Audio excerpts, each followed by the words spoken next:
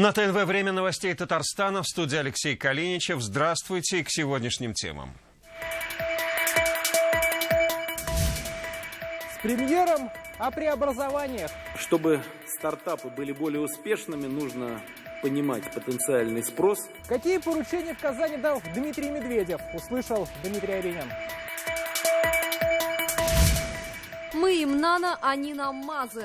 Сама по себе экономика, она улучшаться не будет. С какими предложениями в Казань приехал премьер-министр Беларуси? В репортаже Александры Севастьяновой. К кубку готовы? Готовилась и техническая составляющая, готовилась и эстетическая составляющая. Как Казань встретит болельщиков со всего мира? Лина Зинатуллина. Воссоздать из пепла. Надеемся, что с Божьей помощью все это восстановится. Как храм всех религий будут восстанавливать после пожара. Детали работ знает Альбина Минибаева.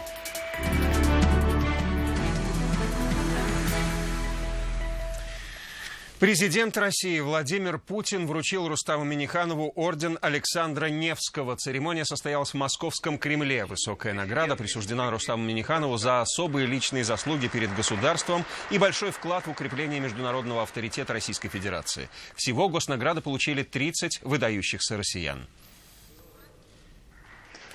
Жвачкин Сергей Анатольевич. Вы добились важных для страны результатов в самых разных областях. В экономике, в решении социальных задач, в науке, культуре, в государственном строительстве. Ваши трудовые рекорды, ратные свершения и творческие триумфы напрямую влияют на успешное развитие нашей страны. Сегодня с двухдневным рабочим визитом в Казань приехал премьер-министр России Дмитрий Медведев. Глава правительства провел заседание Президиума Совета при президенте страны по модернизации экономики и инновационному развитию. Дела российского масштаба обсуждали в Казанском федеральном университете. Здесь Дмитрий Медведев пообщался и со студентами. Что они спросили у премьера и о чем шла речь на заседании, услышал и расскажет Дмитрий Аринин. Любитель инноваций Дмитрий Медведев, конечно же, не мог пройти мимо IT-лицея КФУ. Здесь премьеру показали, как живут, учатся лицеисты и какие у них достижения.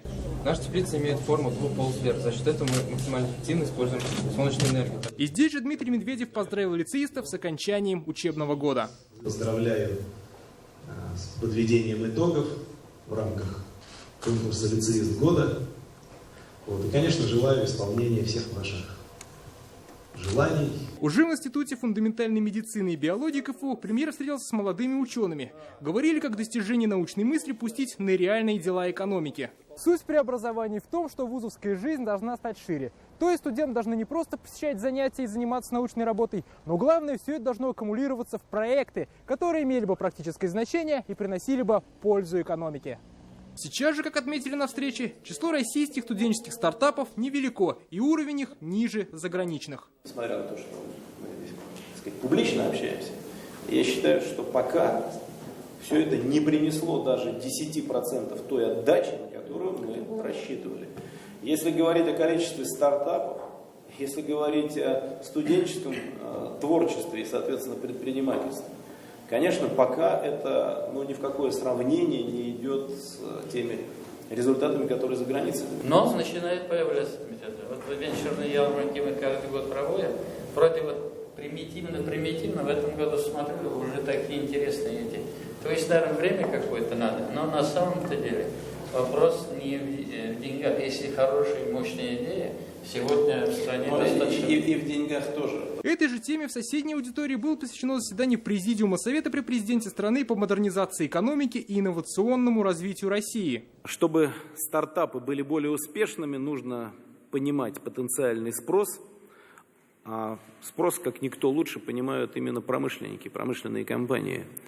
В студентах они должны видеть не только своих будущих сотрудников, но и, в принципе, доверять проектным командам из университетов решения технологических задач. На этом пребывание Дмитрия Медведева в Казани не заканчивается. Завтра в столице республики пройдет более глобальная встреча. На совет соберутся главы правительств стран СНГ. Дмитрий Аринин, Андрей Сентальцев, Александр Лобанов, ТНВ, Казань.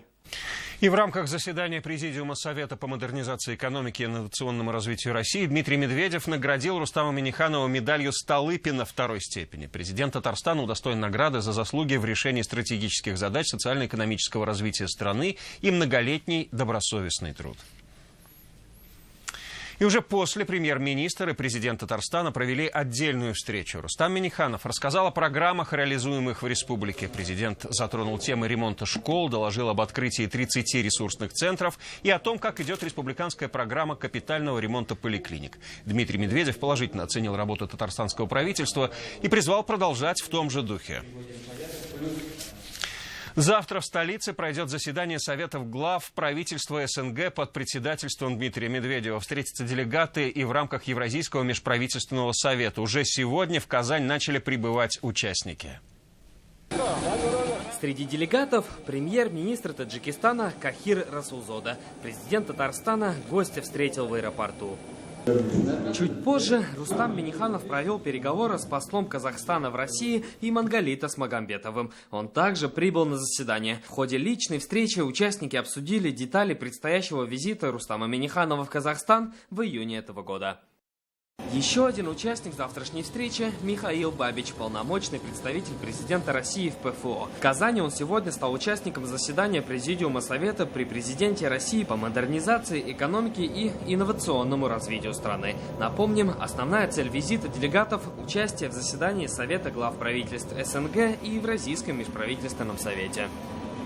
В Казань сегодня прилетел и премьер-министр Беларуси. С ним Рустам Минниханов встретился в Кремле. Президент Татарстана отметил, пора добавить динамики торгово-экономическим отношениям двух республик. О перспективах сотрудничества Александра Севастьянова. Визит белорусского премьера можно считать ответным. В октябре прошлого года Рустам Минниханов посетил Минск. Сотрудничать в республике уже 13 лет. Сегодня решили, как двигаться дальше. Продвигать татарстанскую продукцию в Беларусь и привлекать белорусские инвестиции в Татарстан – самые перспективные направления сотрудничества. Так, в ближайших планах расширить сеть автозаправочных станций «Татнефть» на территории Беларуси. А кроме того, увеличить объем поставок казанских вертолетов и запасных частей. Искать новые пути развития – такое предложение высказал Рустам Минниханов. Сама по себе экономика, она улучшаться не будет. Нужны новые рынки, нужны новые партнеры, нужны новые продукты. И в этом направлении было бы полезно, если бы мы двигались вместе. В потенциале совместная работа над нано- и биотехнологиями. Татарстан готов зайти на белорусский рынок в этом направлении, если найдет партнера. Беларусь в ответ предложила помочь в обновлении казанского пассажирского автопарка поставками автобусов МАЗ. Кроме того, мы рассчитываем на то, что мы отработаем с вами и сборочное производство лифтов, которые мы, в общем-то, имеем. У нас предприятие «Белкоммунмаш» готово принять участие в проекте по модернизации трамваев в городе Набережные Челны. По словам премьера, Татарстан – один из крупнейших торговых партнеров Беларуси среди российских регионов. За прошлый год товарооборот между республиками почти $700 миллионов. В планах довести до $2 миллиардов. Александр Севастьянов, Рамзель Гарипов, ТНВ, Казань. Татарстан совместно с Ростелекомом намерен разработать проект строительства в республике опытной зоны мобильной связи 5-го поколения 5G. Сегодня в Доме правительства подписали соглашение после встречи Рустама Минниханова и главы Ростелекома Михаила Сиевского. В течение полугода стороны намерены согласовать план действий и объем инвестиций.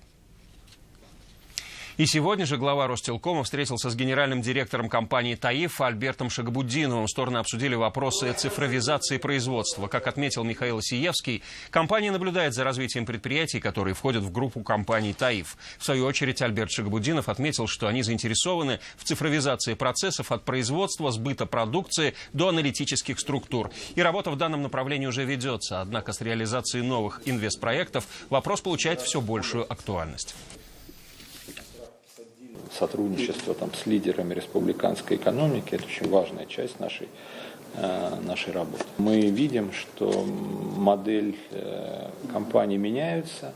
Она предполагает, что Ростелеком предлагает полный набор сервисов, так называемая сервисная модель. Она позволяет снизить капитальные расходы предприятий, сделать их более эффективными с точки зрения структуры баланса. От вокзала до стадиона Казань на финишной прямой подготовки к Кубку Конфедерации. Первый матч пройдет в столице Татарстана уже 18 июня. Встречать болельщиков со всего мира безопасно, удобно и быстро предстоит прежде всего вокзалу, аэропорту и Казань-арене. Лина Зинатуллина о готовности номер 1. Вот такие фирменные поезда привезут в Казань футбольных болельщиков со всего мира. Специально к Кубку добавят 45 дополнительных поездов. Серьезно готовят и персонал. Мы прошли специальное обучение, и у меня еще несколько проводников учатся английскому языку. В каждый из 4 дней состязаний на вокзале ждут нагрузку почти в 60 тысяч пассажиров, в 10 раз больше обычного, а потому усиленная охрана и стопроцентный досмотр входящих. Все наши досмотровые участки оснащены необходимым оборудованием в достаточном количестве. Это и металлодетекторы рамочного типа, ручные металлодетекторы. А вот на выходе никаких досмотров не будет, чтобы болельщики как можно быстрее и удобнее покидали стадион. Кстати, во избежание конфликтов фанаты разных команд будут выходить отдельными группами, не сталкиваясь друг с другом. На 3 выходах с вокзала болельщиков встретят сотрудники транспортной дирекции. На помощь придут и волонтеры, 800 добровольцев по всему городу. Волонтеры будут оказывать помощь в больницах города, транспортной логистике, в зоне последней мили, если вы с таким понятием знакомы, вокруг стадиона. Немалая нагрузка придется и на аэропорт. Во время Кубка здесь ждут больше 1500 пассажиров каждый час. Оборудуют временный пропускной пункт. Приветствую вас на матче. Казань-арена свою готовность проверила еще неделю назад на тестовом матче. За главный объект Кубка Конфедерации можно не переживать. Лина Зинатуллина, Марат Саидгараев, ТНВ, Казань. В Казани в преддверии Кубка проходят масштабные учения. Сценарий последних — Казань-арена захвачена террористами. Под такой легендой прошли совместные учения ФСБ, МВД, Нацгвардии, Вооруженных сил и МЧС России. Спецслужбы обезвредили взрывное устройство, освободили заложников и ликвидировали террористов. Учения прошли на транспортных объектах Казани, чтобы отработать взаимодействие со всеми службами. День новоселий. Ключи от новых квартир получили сразу 57 семей. Дома распахнули двери для жителей Пестричинского и Азнакаевского районов республики. По плану до конца года программа по переселению из аварийного жилья должна быть полностью решена. Как новые квадратные метры дарят новую жизнь, увидела Альбина Асылгараева. В таком доме не то что гостей принимать, жить неприятно. Но 7 лет Софье Муртазиной пришлось ютиться именно здесь, после того, как ее собственный дом сгорел. Назвать вот это здание жилым домом очень сложно. Здесь нет никаких условий. Он полуразрушен, крыша течет, вода из колодца. Здесь нет электричества и газа. Ужас, ужас, ужас. Ужасно, как хорошо, да? Ой, как хорошо, жить охота. Привычка ужасаться Софья Муртазина еще не может перестроиться. Ведь это не просто новая квартира, это новая жизнь. Балкон, говорю, я мечтала всю жизнь. На балконе цветы выращивать буду и сидеть, чай пить можно. Татьяне Волковой, Елене Щербаковой. Сегодня ветхое на новое в Пестричинском районе сменила 21 семья. Всего же в этом доме 44 квартиры. Сюда же переселили ветеранов, сирот и многодетных. Очень важно, чтобы действительно каждый гражданин нашей республики жил в хороших условиях. От этого будет зависеть и семейные отношения, от этого будет зависеть и здоровье человека. Вообще красота! Новое жилье и инфраструктуру сегодня получили десятки семей Азнакаевского района поселка Актюбинский. Все переселенцы из ветхого жилья. С начала одноименной программы жилье получили еще 36 из 100. Они уж у меня заняли все комнаты. Не знаю, в какой я попаду сама. Сегодня открываем, заселяем 2 дома, 18-квартирных, которые мы построили по программе через Государственный жилищный фонд. Напомним, что программа по переселению из аварийного жилья должна быть завершена к концу этого года. Сейчас новые квартиры в рамках программы уже получили 1,5 миллиона семей. К сдаче по республике готовится порядка 3000 квартир. Альбина Асылгараева, Амир Залишев, Фуат Гайсин, Булат Шафигуллин, ТНВ, Пестричинский, Азнакаевский районы. Создать новое из пепла общими усилиями. Храм всех религий начнут восстанавливать. Сейчас идут подготовительные работы. Чтобы поднять храм, в Казань переехал брат Ильдара Ханова вместе со своими учениками. О том, что появится в обновленном святилище, расскажет Альбина Минибаева. Обидно. Это отчий дом, это грел, это родина. Дом и родина горели беспощадно. Теперь восстанавливать только с осторожностью. Часть экспонатов Ильдара Ханова утеряны. То, что сохранилось в плачевном состоянии. Самое главное, вот его детище, вот мужерто, ол колда. Огонь храм захватил 10 апреля. Позже стало ясно, что это поджог. Некоторые подозревали Мансура Зинатова, который жил в храме. Другие были с этим категорически не согласны. Мужчина и сам погиб в огне. Близкие Ханова так и не могут прийти в себя после ЧП. Страшно, горько, и что здесь случилась такая беда. Но мы все равно надеемся, что с Божьей помощью все это восстановится. Буддийский храм сейчас напоминает склад работ Ильдара Ханова. Есть эскизы проектов, ранее реализованных. Некоторые картины сохранились в первозданном виде, другие огонь все-таки тронул, хоть их и удалось спасти.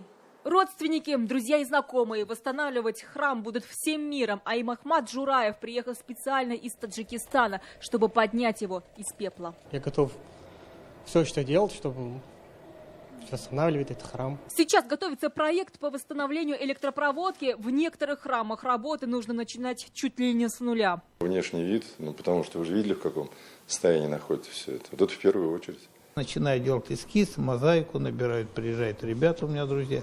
Это будет ступа буддийская. В планах еще и строительство всего центра, но восстанавливать потерянное будут поэтапно. Окна и кровля сейчас первоочередное. Альбина Минибаева, Марат Зайдуллин, Равзель Гарипов, ТНВ, Казань. Вы смотрите новости Татарстана, и вот о чем речь пойдет далее. Горячая пора. Порядка где-то 140 возгораний было зафиксировано в течение 3 дней первомайских праздников. Что, по мнению пожарных, к этому привело? В жаркие будни окунулся Равиль Шайдуллин. Последний звонок последнего школьного дня. Мы не грустим, мы по большей части просто не хотим друг с другом расставаться. Как уходят со школьного двора, увидела и расскажет Елена Веселова.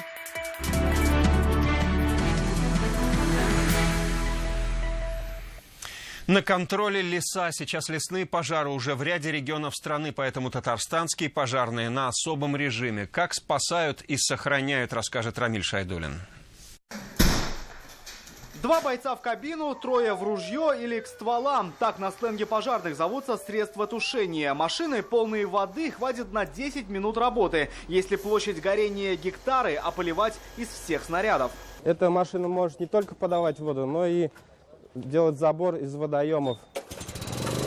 А вот тушить по полдня пожарным позволяет их особый арсенал. Заряда бензиновой помпы хватает на 3 часа, но полезно только у водоемов. Если пожар у реки или пруда, экипаж может работать, даже не возвращаясь на базу. Ведь иногда тушить приходится за сотни километров от дома. Республику Марий-Эл и часть Кировской области. Места, густонаселенные лесами, в самом центре внимания. Угроза, человеческий фактор. Майские гуляния показали, не все отдыхали по правилам. Порядка где-то 140 возгораний было зафиксировано в течение 3 дней первомайских праздников. На май пришлись последствия шашлычного отдыха. Пожарные принимают меры. Если от поджогов не спасают предупреждения, в бой идет тяжелая техника. Плуг оставляет за собой ровную траншею от 1,5 метров до 2 с одной простой целью. Если что-то вдруг загорится на обочине, она не даст огню перекинуться на лес.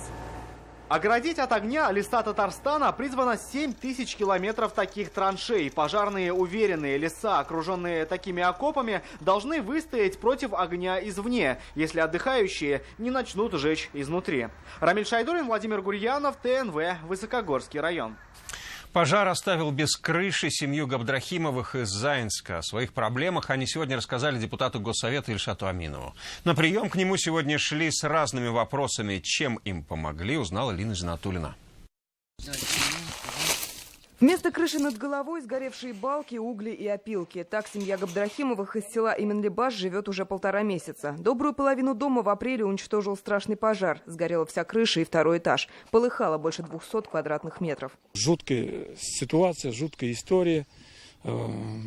Словами не объяснить, как это такое, только показывают в кино. Теперь только на материалы для новой крыши нужно почти 500 000. Родные помогают, но средств не хватает. Семья готова принять любую помощь. Своей бедой погорельцы сегодня поделились и с депутатом Госсовета Республики Ильшатом Аминовым. Он приехал в район с депутатским приемом, чтобы выслушать проблемы и жалобы. Я знаю, что администрация предпримет свои шаги. Я со своей стороны тоже попытаюсь помочь как могу. И главное, чтобы люди, которые живут рядом, которые неравнодушны, тоже могли помочь этой семье для того, чтобы они вновь обрели крышу над головой. Случаи, когда помогать необходимо всем миром. Деньгами, стройматериалами или добрым словом. Если у вас есть возможность выручить семью, связаться с ними можно по указанным телефонам. Мы в пенсионный фонд обратимся, чтобы они внимательно посмотрели еще раз. У кого вопросы по пенсии, а у кого проблемы с протекающим балконом. Обращения разные, итог один. Все жалобы подробно рассмотрят и помогут с решением проблем. Лена Зинатульна, Ильшат Аюпов, Альберт Шефигулин, ТНВ, Заинский район. Сабантуй на Марсовом поле в Париже. Сегодня Франция встречает национальный татарский праздник. Огромную сцену построили прямо у подножия Эйфелевой башни. Здесь французам предлагают поучаствовать в традиционных играх и отведать татарский чак-чак или эчпачмаки. А Сабантуй идет с большим размахом и при участии тысяч гостей. В Париже сейчас находится и наш корреспондент Алмаз Гафиятов. Он нам и расскажет о татарском колорите с французским прононсом. Итак, Алмаз, тебе слово. Добрый вечер, Казань. Действительно, это, пожалуй, самый массовый международный сабантуй за всю историю проведения национального праздника. Стать участником мероприятия под Эйфелевой башней приехали из разных уголков нашей планеты. Точное число гостей назвать сложно, они исчисляются тысячами. Многие туристы и сами французы, услышав национальные песни, собираются вокруг сцены и Майдана. Здесь представлены все забавы торжества. Бег с мешками, с коромыслом, разбивание горшка и другие виды. Участвовать может любой желающий. Открывали же сабантуй мэр Казани Ильсур Метшин, а также мэр Парижа Анна Идальго. И давайте послушаем, что думают о национальном празднике гости сабантуя из всего земного шара. Для нас это праздник, для татар, это как нектар для сердца, понимаете? Я горд, что мы, татары, можем провести вот такой грандиозный праздник сабантуй под Эйфелевой башней. Наша мечта исполнилась. Татарстан приехал, Казань со своим великолепным праздником, со своими прекрасным организатором. Я благодарю всех организаторов этого праздника. Достойно отношения духовного между странами, потому что нету границ, как у птицы, так и у душ нету. Перед прекрасным. Ну и самые горячие состязания проходят здесь, на борцовском ковре. Лучшие представители вольной и классической борьбы соревнуются в нашем национальном виде крэш. Всего на турнир приехало около 30 стран, в том числе и местные борцы-французы. Главными фаворитами, безусловно, являются наши российские победители соревнований. Но среди соперников есть даже чемпионы мира по борьбе на поясах. Поэтому борьба будет напряженной. Все с нетерпением ждут, кто же все-таки поднимет над головой главный символ сабантуя. На этот раз французского барана. А в целом можно уже с полной уверенностью сказать, что праздник плуга в самом сердце Франции удался на славу. Коллеги. Спасибо, Алмаз. И к последней теме в программе. Белые банты, разноцветные шары, строгие костюмы. В таком антураже сегодня весь Татарстан и не только. У 50 тысяч выпускников последний звонок. Что он будет в сердцах, расскажет Елена Веселова. Позади годы учебы, впереди открытые двери. Перелив школьного колокольчика в единственной московской школе с этнокультурным татарским компонентом образования. Со школьными партами прощаются те, кто все 11 лет говорили на одном языке – языке тукая. Уже не встретимся так же, не посидим за одной партой, не пообщаемся. Уроки. О том, что 11 лет крупица в море, познали на себе выпускники Нижнекамска. Еще недавно вместе с родителями они несли букеты первому учителю. И вот сегодня вместе прощаются со школой, будто и не было этих 11 лет. Эти годы пролетели просто незаметно. Хочется поскорее вступить во взрослую жизнь. Не верится, то, что заканчиваем уже, то, что наш последний день. Мы не грустим, мы по большей части просто не хотим друг с другом расставаться. Расставаться придется, но пока еще не скоро. Через пару дней в Татарстане стартуют первые экзамены. Елена Веселова, Рамиль Шайдуллин, ТНВ, Москва, Челны, Нижнекамск, Альметьевский район. А я напомню, в объективе нашего телеканала «Большая семья». И если у вас есть что рассказать и чем поделиться, звоните нам по телефону 570 50 17. Далее прогноз погоды и до встречи на ТНВ в 21:30.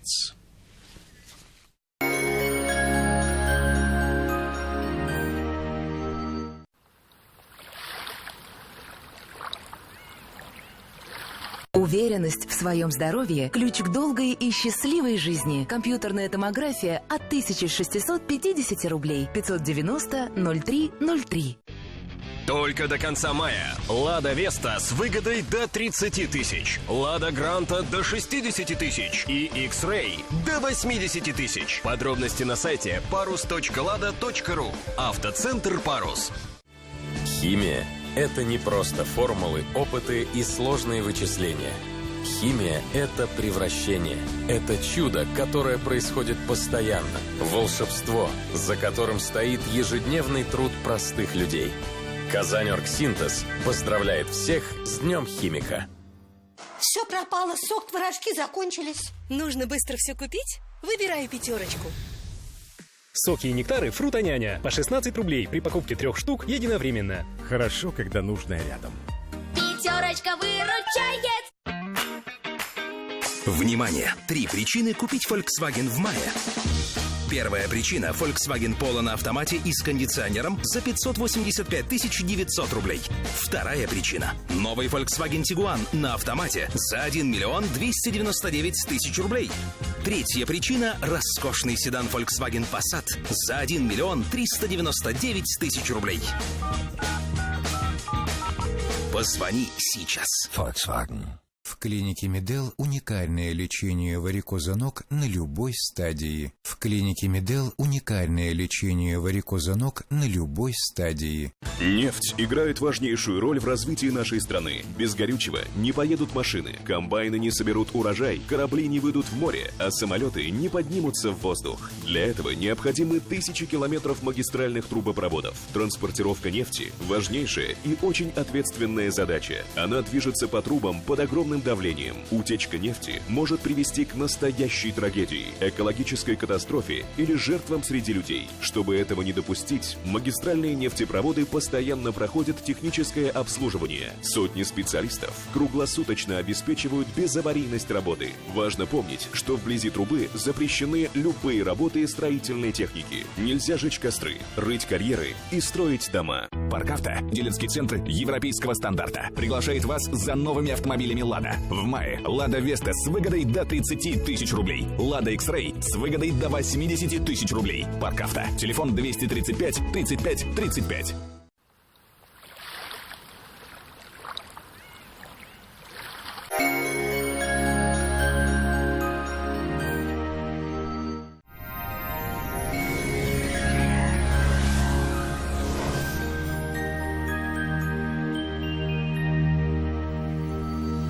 Здравствуйте! Вы смотрите прогноз погоды.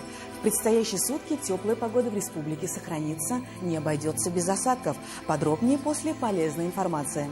Кухни, шкафы-купе, спальни и гардеробные. Любая корпусная мебель по вашим размерам. Только до конца мая при заказе кухни сушилка и мойка в подарок. При заказе шкафа-купе комод в подарок. Доставка и установка бесплатные. Данил Мастер, город Казань, Восстание 23, телефон 2 167 166. О погоде. По прогнозу Яндекс.Погоды завтра на юго-востоке в Бугульме, Бавлы, Азнакаево переменная облачность без осадков.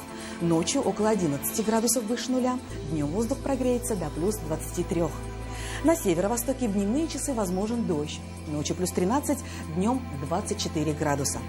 На севере Татарстана ночью ясно и без осадков, плюс 12. Днем возможен дождь, местами сильный, но будет тепло, плюс 24. На северо-западе, в Арске, Кукмаре, Балтасе облачная погода с прояснениями. Ожидаются дожди. Ночью плюс 13, днем 21 градус выше нуля.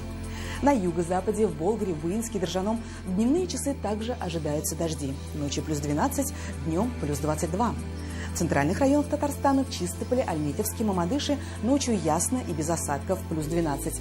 Днем переменная облачность, местами возможен дождь и плюс 24. В последующие дни температуры начнут понижаться, не обойдется без осадков. Спонсор показа компания «Русан Плюс», официальный дилер завода «Альта Профиль» по Татарстану, предлагает сайдинг, фасадные панели, водостоки, дренажную систему ПВХ и приглашает в новый магазин в Казани на Журналистов 101, филиалы на Родина 8А, а также в Лаишево и Набережных Челнах. Сайдинг, цокольные панели, водостоки и многое другое от российского производителя. «Альта Профиль» – безупречный стиль вашего дома. ЖК «Приволжский» – это кирпичные дома с индивидуальным отоплением от 45 000 рублей за квадратный метр с чистовой отделкой. ЖК «Приволжский» – качество по разумной цене. Телефон 561 08 81. ЖК «Приволжский» – это кирпичные дома в чистовой отделке с индивидуальным отоплением в 12 километрах от центра. Цена от 45 тысяч рублей за квадратный метр. ЖК «Приволжский» – это чистый воздух и прекрасный вид на Волгу. О погоде в Казани. Предстоящей ночью в Казани без осадков плюс 12-14. Днем временами пройдет дождь и около 22 градусов выше нуля. Ветер юго-западный порывистый 6-8 метров в секунду. Атмосферное давление 753 миллиметра ртутного столба, влажность воздуха 67%. К вечеру ожидается магнитная буря. Берегите себя. Это вся информация к данной минуте. В студии была Лейла Латыпова. До встречи на ТНВ. Сайдинг, цокольные панели, водостоки и многое другое от российского производителя. Альта Профиль. Безупречный стиль вашего дома.